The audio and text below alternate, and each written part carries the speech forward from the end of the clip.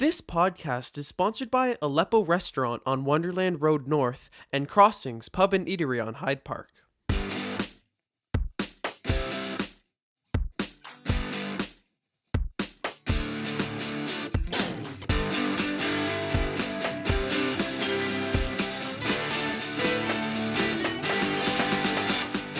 Good morning, good afternoon, good evening, wherever and whenever you may be listening. We welcome you back to another edition of the Vickers Crossing Podcast, a virtual space where faith intersects with the public square.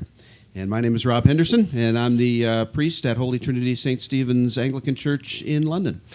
And you are indeed Rob Henderson. I'm Kevin George, the rector of St. Aidan's Anglican Church in London, and we're very thrilled today to be on the road. We are on the road. We're in a different spot today. Usually we're at Crossings Pub and Eatery on Hyde Park Road in London, where we encourage all of our listeners to drop by and see great the good sponsor. folks there. One of our great sponsors, along with Aleppo Restaurant, who's just come on board with us as well a little while ago, so we had everybody there. But today we're finding ourselves on the road at the London Muslim Mosque today. Yeah, on great Oxford place. Street in London, so this is great. And great hospitality here as always. Yep, that's great. And Iain's here with us. Hello, Iain. Hello. Iain's on the other side of the room. Yeah, we got a Usually totally we're different little setup tighter, today, folks. We've but, put Iain away from us so we don't have what to look at time him. is it over there, Iain?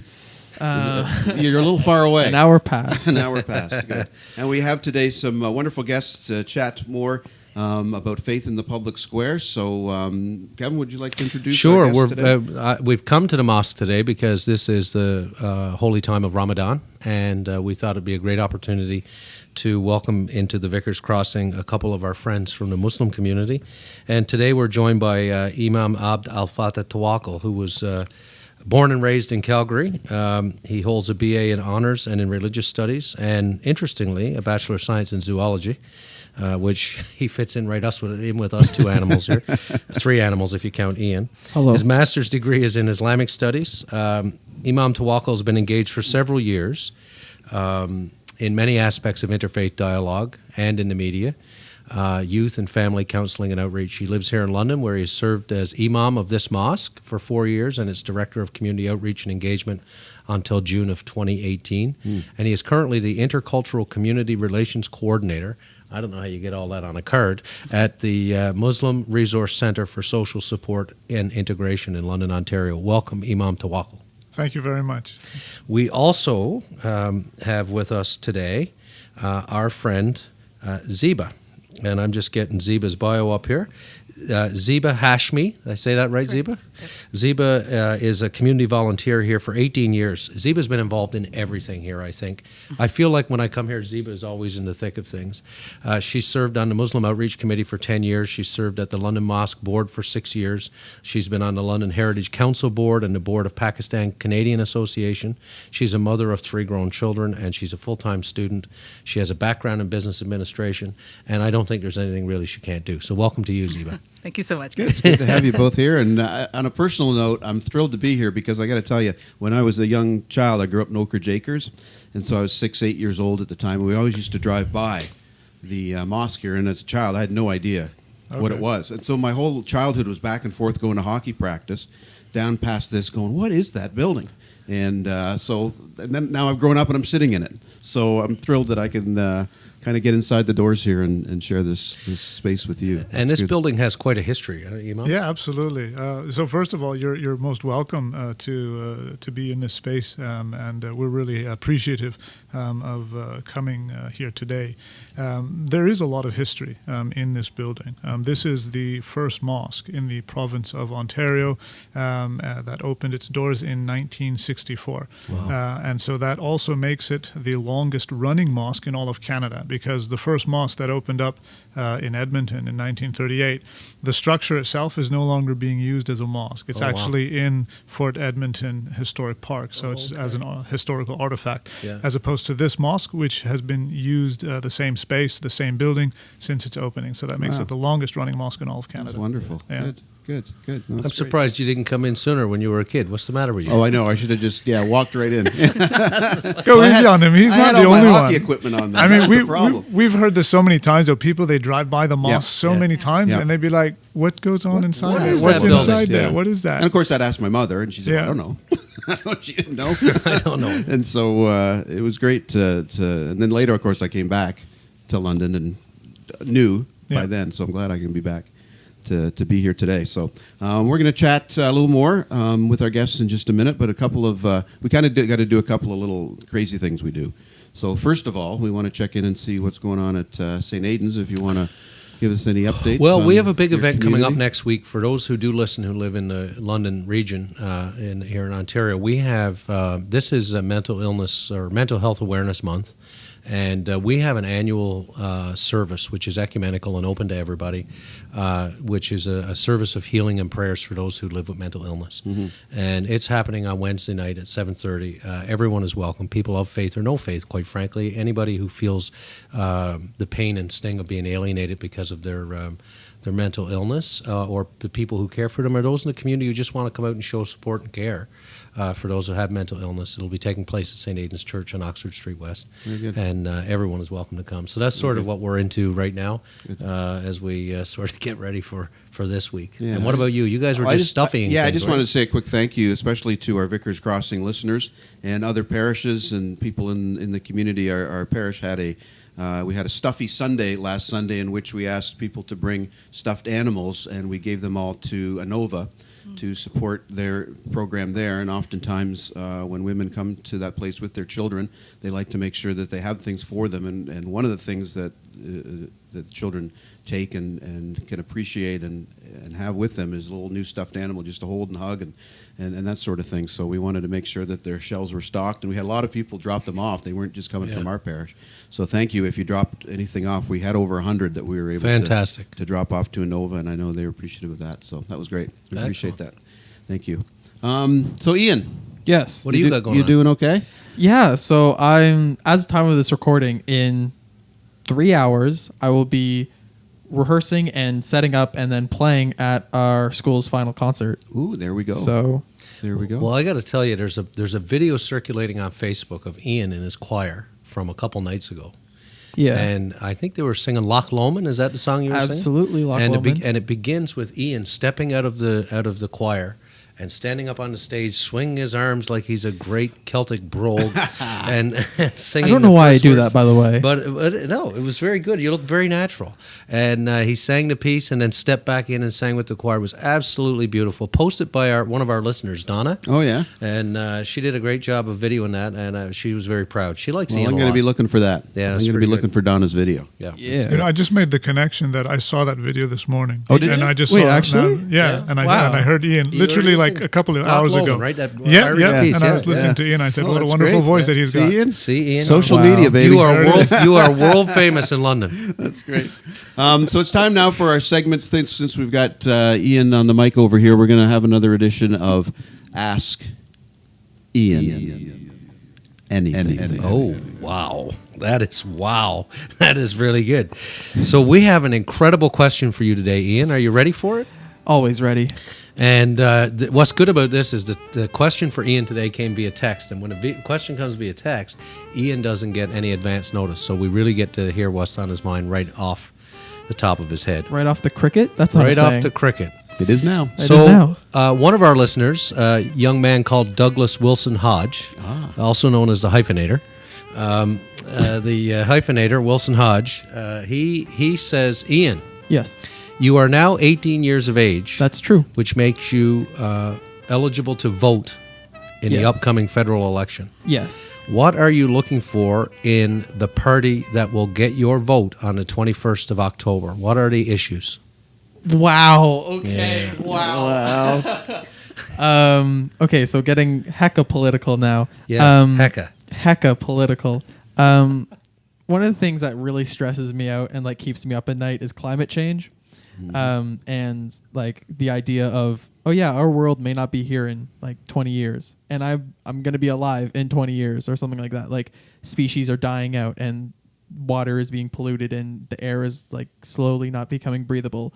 And it stresses me out, and like that's a main issue that I want, someone to deal with, right? As Canada, Absolutely. And then another one is equality, right? So having everyone be equal under law, equal under ideas, and especially under law. Like we talk about in a course I'm taking, we talk about Aboriginal rights. Like I take a course called Indigenous Studies, and we talk about like the rights of Aboriginals and yeah. So a long that's story good, short, Ian. we love equality. Yeah. Yeah, I've heard those same themes from a lot of young people that Yeah. these You are got their a- top you got issues. a young fellow living in your house, not much older than this one. He probably No, I feels got a similar to 21 and a 23-year-old at home, Yeah. not at home, but Yeah. grown adult children now. My kids are and climate change is Yes, is the you're big saying. one for them. They want to Yeah. know what we're going to do. Yeah. And they said you messed it up, Dad. What are you going to Yeah, do? what are you going to do about it, You're right? the one that did it. Yeah. So that's great. Yeah.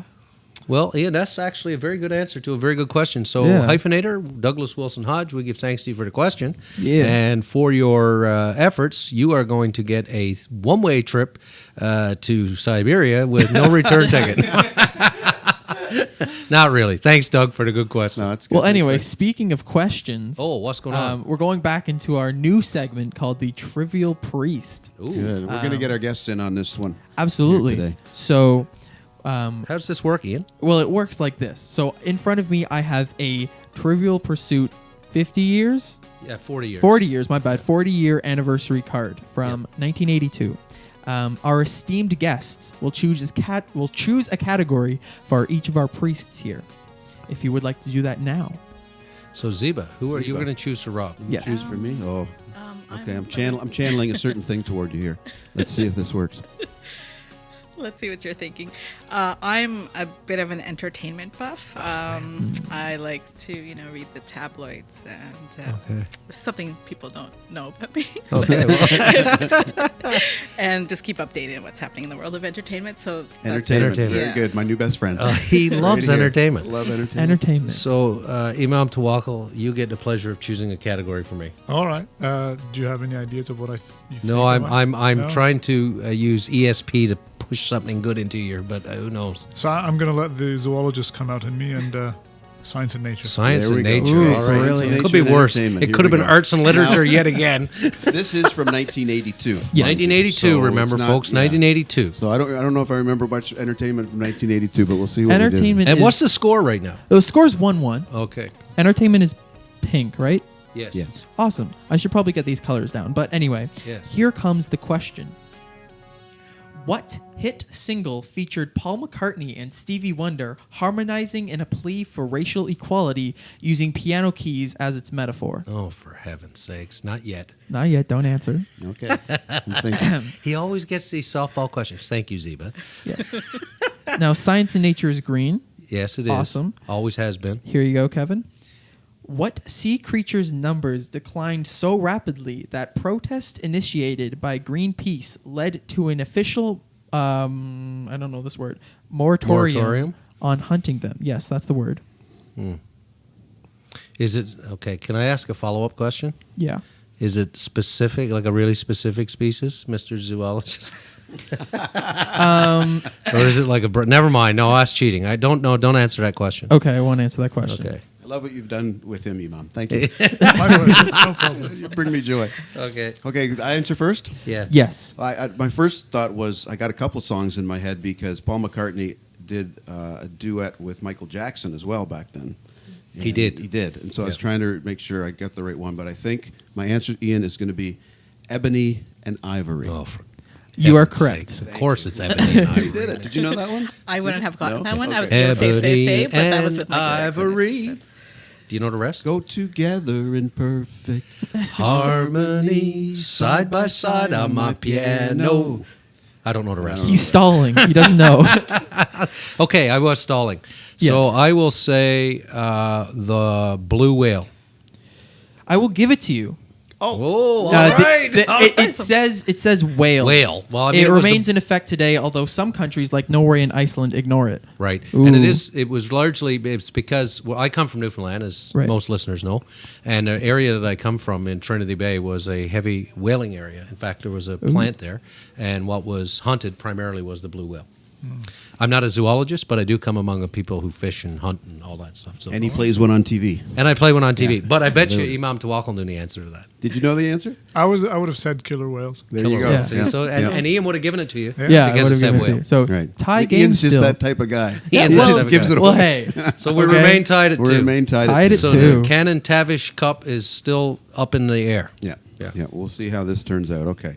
Well, let's get into some more discussion here with our guests. And Imam, I wanted to ask you a little bit about the time of year right now that your community has entered into, and you're in the middle of right now. As Kevin said, this is an important time of year in the Muslim community. So I thought maybe could you share with our listeners a little bit about Ramadan, what it is, what it means, what you do, these types of things? So Ramadan is the 9th month of the Islamic calendar. The Islamic calendar is lunar as opposed to solar, which makes the calendar about 11 days shorter than the solar one.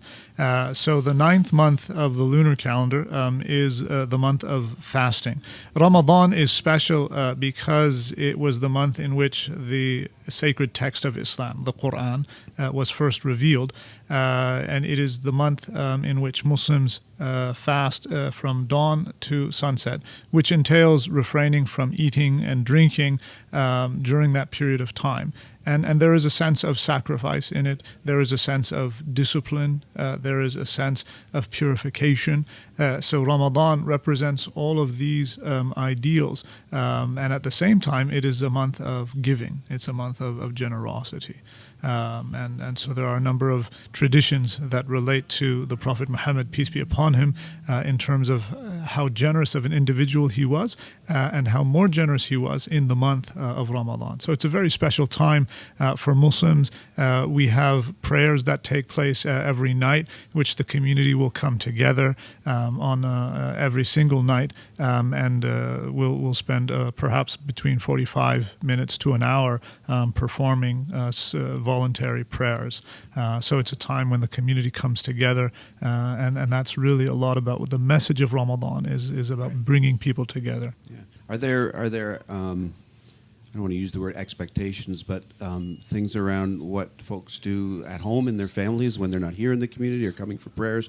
Are there things that they do within their families that are part of the season of Ramadan? For sure. Yeah. I mean, when it comes to Muslim families, when they spend time with their children, teaching them about the beauties of this month, teaching them about the benefits of fasting, and being able to spend time together, especially when the time comes to break fast, so that if a Muslim family isn't attending an iftar, which is the name of the meal for breaking the fast, if they're not attending one outside of their homes, then they'll be spending it at home together in a time of reflection and in a time of teaching.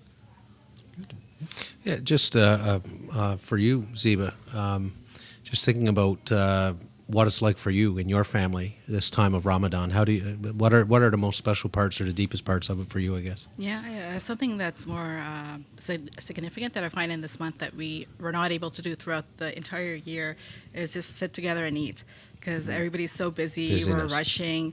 But in Ramadan, you're forced to wake up together and be together at 4 a.m. because you need that meal, if you want to last for the next 16, 17 hours. And then likewise, when we break our fast after sunset, to just sit together and enjoy that meal. So I really cherish that. And then the aspect of having those 16 hours in the middle of the day where you can just do anything. And as a mom and as somebody, as a wife, as basically somebody who manages the home, I don't have to worry about making lunch or just cleaning up dishes. And that's amazing because the amount of productivity. That's my fasting kicking in. The productivity that kicks in is amazing because you have this. This enormous amount of time, and you're not restricted in that way. I mean, you're restricted obviously with other things, so that's where the discipline part comes in. But you have this amount of time, and you're free to go for meetings or get tasks done or whatever. Sure. And I just find myself really efficient, and also able to enjoy the community feel with the congregational prayers at night and the family time. So. I mean, I'm enjoying Ramadan. But to be honest, before Ramadan starts, I'll be honest, there's a feeling of fear. Okay, how am I going to do it? Right. Because, I mean, I'll tell you, I'm an eater. I need my Yeah. snacks. I need my treats and my meals. So it's always this feeling like, oh my God, how are we going to do it? And then, the first 2 days you struggle a I was little going to say, it bit. can't be easy. Yeah. Which is there's something spiritual in that too. Yes. It probably shouldn't be Absolutely. easy. Exactly. No, That's what I was absolutely. I mean, thinking, yeah. that's part of the Yeah. the struggle. Yeah. And I mean, when we feel the hunger and the thirst, Yeah. you're supposed to feel the hunger and the thirst, Right. so that it allows a person to be more acknowledging and recognizing the blessings that they do have. Right. And at the same time, it becomes an impetus for helping those who don't have what we do have. It's very hard. I know I've fasted at times during Ash Wednesday and Good Friday, just a day, where I that's didn't about the eat. most And by the end of the day, and I haven't been able to do it so much lately just because of health concerns and I've had to can forego water and all that stuff. So, but it's really hard after a day, Rob. Like, I mean, like we have a tradition of fasting in our church, but the notion of having 30 days with no food, no water through those daylight hours, it's an incredible task. Yeah, and as a spiritual exercise too, just like you were mentioning, it's my thought is this idea that because we are blessed and we are people in this country of great blessing and wealth and things, Abundance. and abundance. Yeah, that's the perfect word. And it's often sometimes we don't enter into the difficult things, so that we can't appreciate those that are in difficult spaces as Right. much. And so this actually has that opportunity, it sounds like, to, For as you sure. say, enter into the difficulty of it and feel it and know it and reflect on that. You can identify so- with scarcity a little exactly, better. exactly, yeah. I wonder too when you think about when you were to mention the iftar when you break the fast. Right. You talk about families doing it at home, but do people go out as well? Do people Oh. go out for iftar at the? Yeah, so there's many iftars or gatherings happening in the community Yeah. during that time. And so, I mean, I would say my weekends are booked up, and I'm sure Imam Twakkal. Yeah, so usually, like on the weekends, there'll be a community iftar. Right. I mean, here, for example, at the mosque, they have a daily iftar. Do they? Yeah, during the week. Usually it's for like students and singles and whatnot. And then on the weekend, they'll have a community iftar where members from all over within the community will come together to break the fast, whether it's here at the London Yeah. Muslim Mosque or elsewhere, like at the Islamic Center. And so when we come together, it's also a time of bringing the hearts together, Right. bringing people closer together. We even have some community members who will sponsor their own iftar, and they'll have several hundred community members come together in order to be able to break their fast. And there's a reward actually in breaking the fast of another person, so that if you feed someone that has been fasting, you get their reward of fasting on top of your reward of fasting. okay. So that's Wow. incentive Wow. to bring people together. It's Yes. incentive Yeah, that's to great. bring the community together. And so that there's no shortage of people who are wanting to do this. What will be the spirit? How would you describe the spirit? I mean, I don't get the sense that it's quite celebration, but what would the spirit of a community being together say tonight at the end of a long day and a number of people being together in a community having a meal? So at the end of the day, I mean, any celebration, if we want to call it that, that takes place within the Islamic faith tradition is all about recognizing God. It's Okay. all about being aware of His blessings so that we can show gratitude towards Him. That's beautiful. So there is a strong sense of being thankful for everything that we do have, whether it is the abundance, whether it is the community, whether it's the capacity to come together, to be able to see one another and to smile and to work together towards the better good. That's all part of this blessed month of Ramadan. And so there's a lot of blessing in it in Right. terms of And the a big time. way too is to understand that there's an opportunity to bless the community outside of your doors. For sure. And I know you have a special campaign going on about that. I was really thrilled to hear about that. Kevin, did you want to? Yeah, it's our community has come alongside of this too, and perhaps a chance for Holy Trinity St. Stephen's to consider what's Of course, going on there. yeah. But it's called Give 30, and I learned about it last year a little bit from Imam Twakkal. This year I've gotten to know more, and we've gotten more involved. So I know both of you are involved in the local organizing committee. So I don't know, Zeba, if you wanted to give a sense overview or of Okay. what Give 30 really is and why you do it, Yes. and how the community can participate. Okay. So Give 30 was started by a lawyer in the GTA, and the concept is that throughout the 30 days of Ramadan, 30 days or so, throughout the day we're fasting, and the amount you're saving by not having that cup of coffee or that meal or so forth, you can put towards your local food bank, your local shelter, so forth. So this campaign actually extends in Canada, U.S., and Australia, where cities.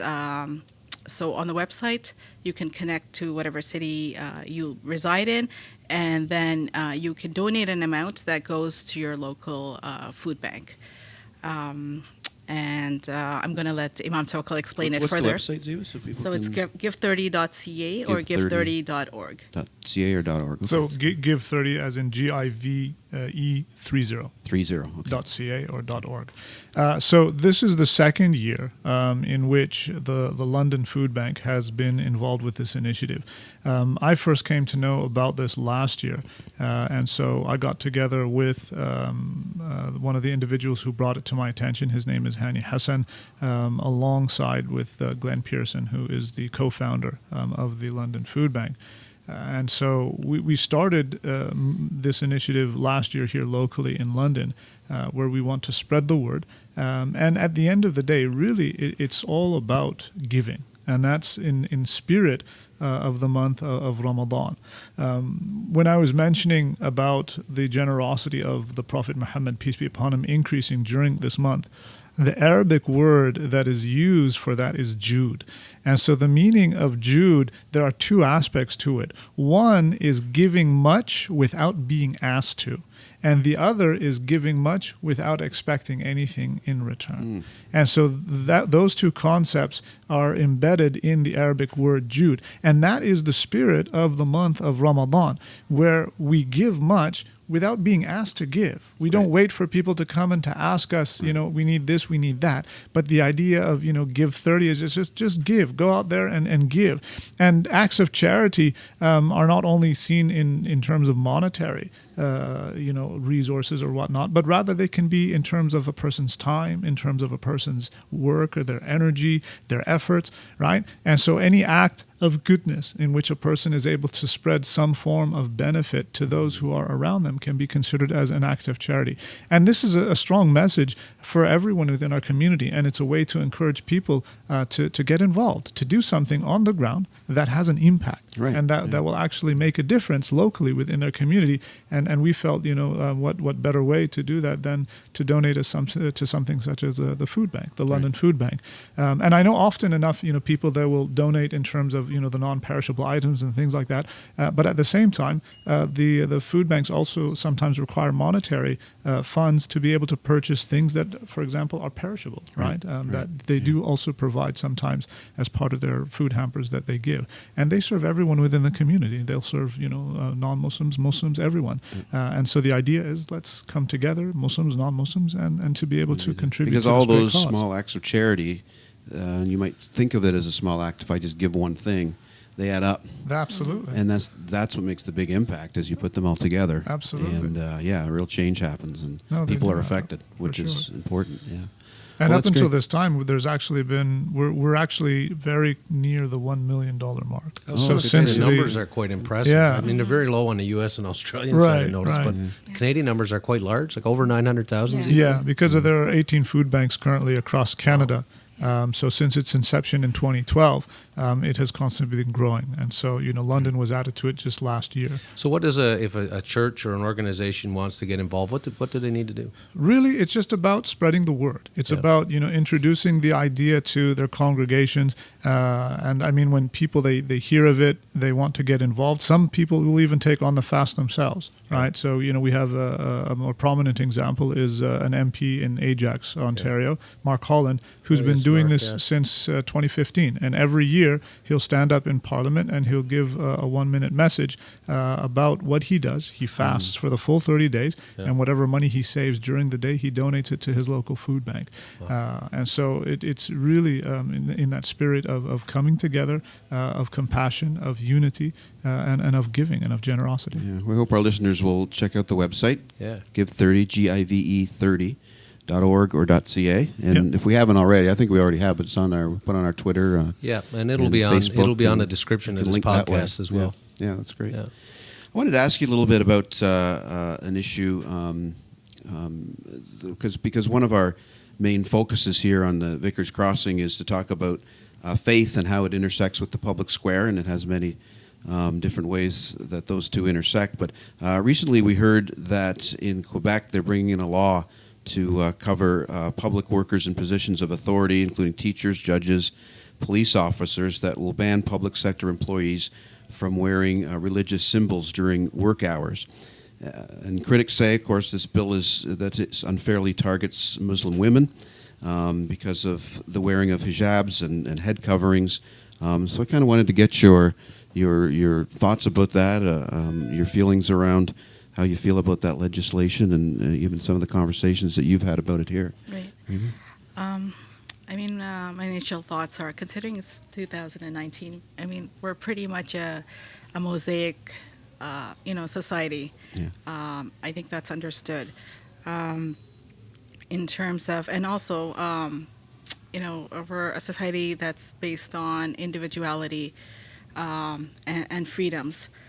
And so for Quebec to be passing this bill and imposing this type of legislation, which affects the most marginalized in society, women and visible minorities, it can't be a good thing. Yeah. So that's my opinion.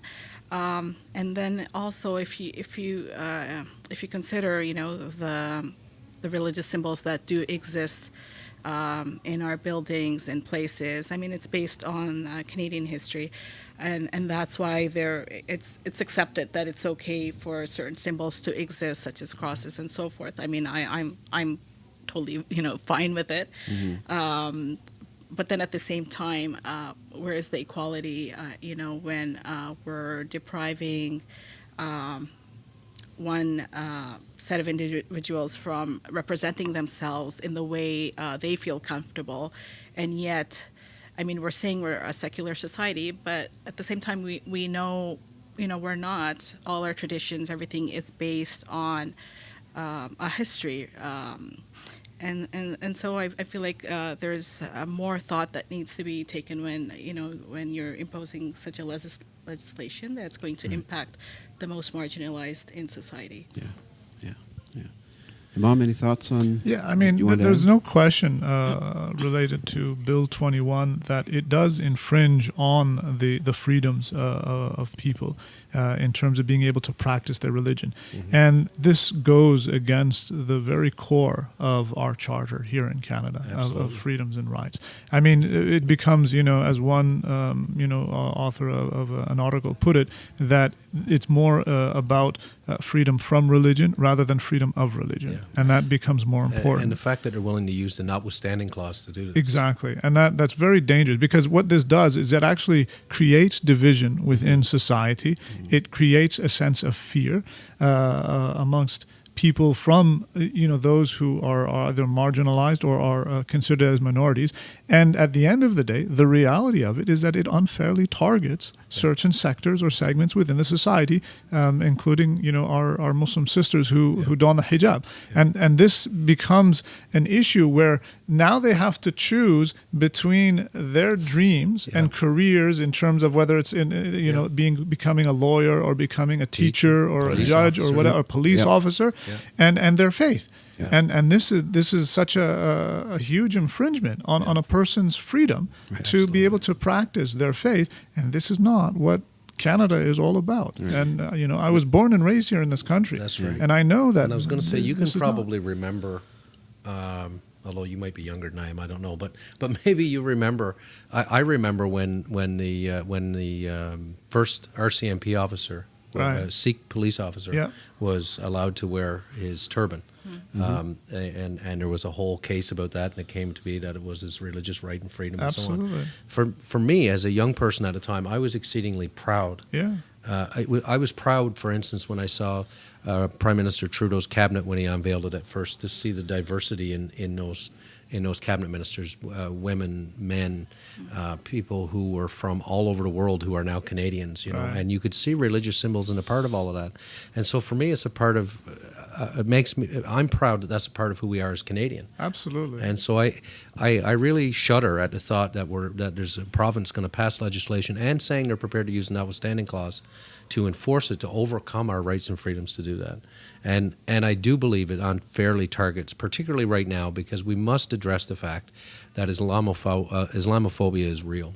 Absolutely. And I think that to say that it's about anything else is really not being completely upfront and honest. Yeah. I don't think their concern really is somebody wearing a large crucifix while they're driving the bus. No. I don't think that's the issue. Yeah. And so I think it's playing to a particular part of our population, which is less than healthy.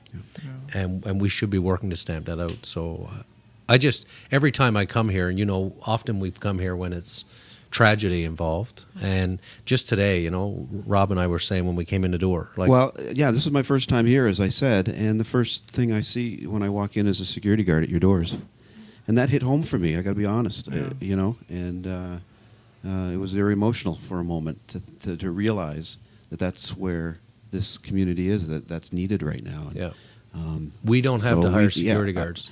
Yeah. And we hear about this. We hear, you know, sometimes when we hear to people who are a bit myopic or xenophobic and so on, who will say, well, you know, they're bombing churches around the world too, and they're doing this. I say, yes, but we haven't yet had to hire a security guard for the front door. We don't put bollards in front of our doors in the event that someone would drive a vehicle through. We don't have to do these things. And really, we all acknowledge that, you know, the vast majority of people are not looking to cause any sort of absolutely. harm. Right, absolutely. And, you know, we know, like, I've been here in London for the past almost 6 years. Yeah. And I know that, you know, the vast majority of Londoners are very welcoming, and they're very loving and caring. And that they condemn, you know, these types of things that take place that cause division or that cause harm towards other people. But it's just unfortunate that there are fringe elements that do exist within our societies. And a lot of times they become emboldened, Yeah. and especially with, you know, these Yeah. types of things that, like Bill 21, Yeah. which embolden It certain does. sectors of our Exactly. society Yeah. to be able to hold and apply these types of views that are very divisive and that are unjust. I And think- it's unfortunate to be using Yeah. religion for the sake of political gain. I think Philippe Couillard, who was then Premier of Quebec when the shooting happened in Saint Foy, Quebec, put it best when he said, words matter. Yeah, absolutely. And what we do with those words matter, because at that time when that shooter did what he did, it was on the heels of a lot of that heated rhetoric about this sort of legislation and about, you know, whether my kid goes to school and is taught by somebody with a head covering or Yeah. and so on and so forth. And and what Couillard was saying is these words embolden people. They give wind to a flame which is unhealthy. For sure. And I think we've got to be deeply aware of that as people of faith, whoever we are. And even just the fact that the Christchurch, New Zealand Yes. shooter, Yeah. Sure. he was inspired Absolutely. by the Of Quebec course. shooting. Yeah. That's And right. He had the Of name course. of that he the could Quebec name it, shooter. you know, I Yeah, mean, on all his the way gun, around the world. which is horrific. You know, You know. yeah. I just thinking about one of the things that struck me, just go back to iftar for a minute, because if there's nothing else I like to talk about, especially when there's others fasting, is food.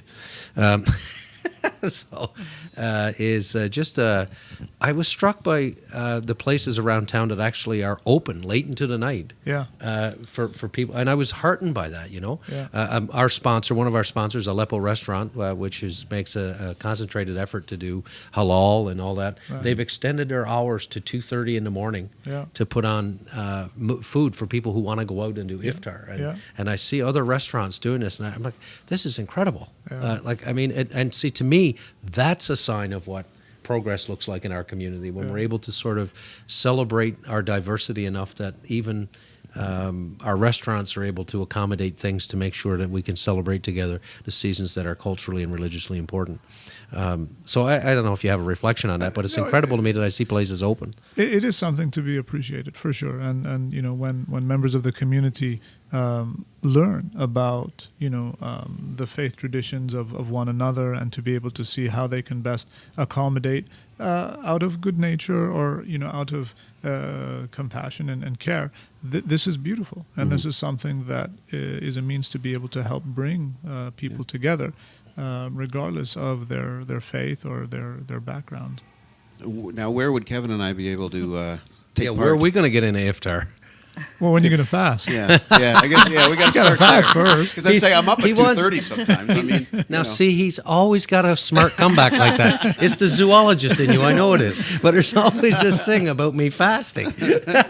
I don't know what's going on with Although that. both of you are welcome to the London Muslim Mosque or any of the places that are open for iftar. Yeah. It's open to anybody. Thank you. So Good. We Yeah, could even it is an fast. open invitation, no fasting required. Yeah, But you can come and join us at our iftars. That's great. You have some fundraising iftars too, yeah? That's right. So this weekend there's going to be the fundraising iftar for the London Muslim Mosque. That's going to be taking place at the London Convention Centre, and then in a couple of weeks' time there'll be a fundraising iftar for the Muslim Association of Canada, the London chapter.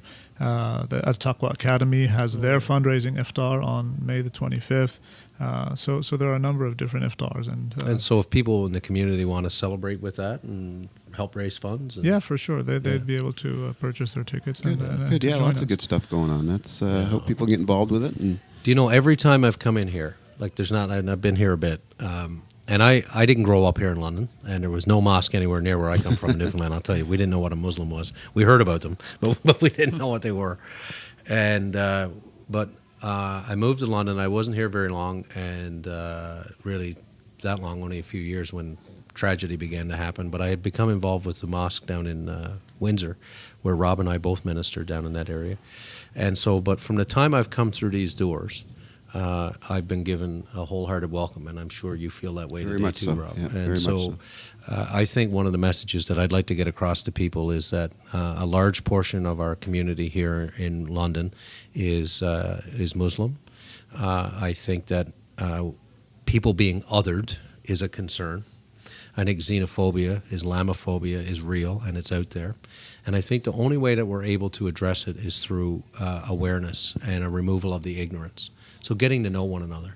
And so I'm constantly saying to people when they get all heated and say, well, let me tell you, I was here after the shooting in New Zealand, and the TV cameras were here, and the next day at a local establishment when I went in for an appropriate adult beverage, or inappropriate depending on your perspective.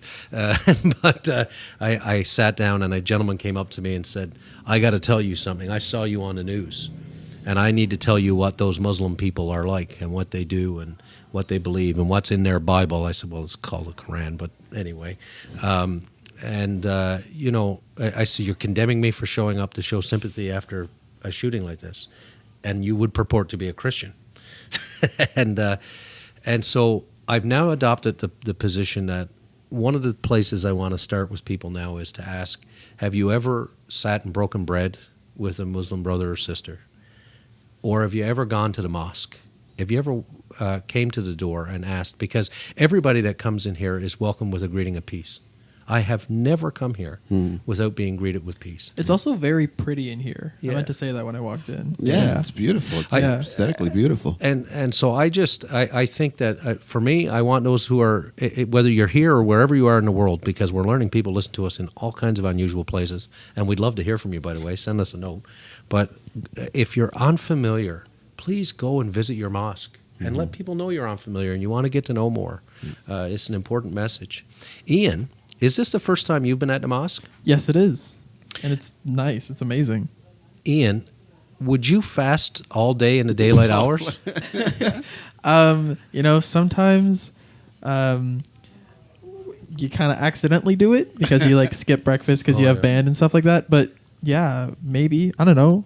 Who knows? It's a big task. Kevin, if you led the way, I you'd mean, follow. Yeah, okay, well, back to basically. me fasting. Yeah, again. yeah. And Iain, That's a smart quip. I should have said that. Iain, just if you had any questions for the Imam or for Zeba today, Do I have any? do you have a question? Yeah. Or are you just spellbound by the whole thing? Honestly, yeah, just spellbound. It's It's real. He's spellbound by Yeah. your office, Imam. 'Cause Yeah. it's a Also, beautiful this office. chair. Yeah. He's got this comfy Yeah. chair over there. He's got quite a situation today. Swiveling back He's not and used to forth. this sort of luxury. But That's right. Yeah. I can see the back of Kevin's head. We treat him poorly when we're over at the other place. That's great. Well, hey, we really appreciate having you here and having you on the Vickers Crossing and opening your doors and opening your office and letting us make a mess of it for a while we set up and Yeah. and opening your doors. And like we said, words matter. There's a lot more words of the things that we share in common: peace, Definitely. love, joy, dignity, healing, these types of things. I hope more of those words start to be made known, and we'll be in the right direction for sure. more and So, more, assalamu alaikum, right? There Yeah, you go. peace Yeah. be unto him. Yeah. Yeah, for Yeah. sure. Anything further that you two wanted to add before we wrap things up today? I just want to say that we've touched a lot upon giving, Yeah. and this is when in Ramadan we just accelerate on that notion, Yeah. and just give internally, externally, local community, greater community, and so forth. Overall, I just wanted to thank both of you for this time and for this great podcast that you create. Our pleasure. Thank you. Yeah. And I'd like to echo those words of gratitude. That we're actually very happy that we were able to host you here today at the London Muslim Mosque, and the message of being able to learn more about one another. That if you don't know someone or you don't know about something, then take the time to go out and to learn about them in a genuine manner, and you'll be able to see that there's a lot more that brings us together than sets us apart. Right. Yeah. Yeah. Very Amen. much so. And Yeah. it took me 30 years to get into this building. I won't be waiting that long. again. Welcome. Please I don't. promise. So good. That's Yeah. great. So Kevin, as we wrap things up, do you want to Just a couple of last things to remind folks that we have a contest going right now. Yes. If you subscribe to our podcast, please let your friends in the community know here at the mosque too. Subscribe to our podcast and just post on your social media that you have, and you'll enter to win a shirt with the Vickers Crossing and a jacket with the Vickers Crossing and $25 worth of food from Aleppo, one of our sponsors, and we offer our thanks to them again today. And $25 from Crossings Restaurant, also a sponsor of this podcast, and we thank them as well. So please get on that. But we're also making the opportunity available to you to purchase a hoodie, zip-up hoodie or a T-shirt. The hoodies are $50 and the T-shirts are $30. Obviously, putting on this podcast costs money, and we'd love your support. If you purchase those, you're helping to contribute to the work of this podcast. So if you want to do that, just send us an email at the Vickers Crossing, and we'll hook you up. We'll hook you up. And we're about to go to Synod. I was just going to say a quick note to all our friends in our Anglican parishes in the diocese of Huron that listen. If you're at Synod at the Convention Center at the end of May, look for Kevin and I and Iain out in the hallway. We'll have the Vickers Crossing set up, and we'll be doing a live podcast here and there, back and forth throughout Synod. So drop by and say hi. Yeah, and we'll even put you on the podcast. Yeah, and you can meet Iain. And you can meet Iain, and he's like a rock star. He is. Sure. Get your autograph. Yeah, you can get your autograph. Oh, I better Going, practice okay? that. Oh, Yeah, God. practice signing your name. Yeah. All right. Well, from everybody here today, we thank you for joining us again at the Vickers Crossing, and we'll look forward to getting together again next time on all our many platforms, whether that's YouTube or SoundCloud or iTunes, Buzzsprout. We're all over the place. We're everywhere, so man. come back and see us again. And as we sign off, we remind you once again, Kevin, always look both ways. Before you cross the street. Thank you for listening. Our hosts are Kevin George and Rob Henderson. Our producer and composer is myself, Iain, with original artwork done by Catherine Olenek. If you have any questions or want to know how to find us, tweet us at Vickers Crossing or find us on Facebook at The Vickers Crossing. If you have any other questions about anything heard on this podcast, leave us a comment or look in the description to find out more. Thanks!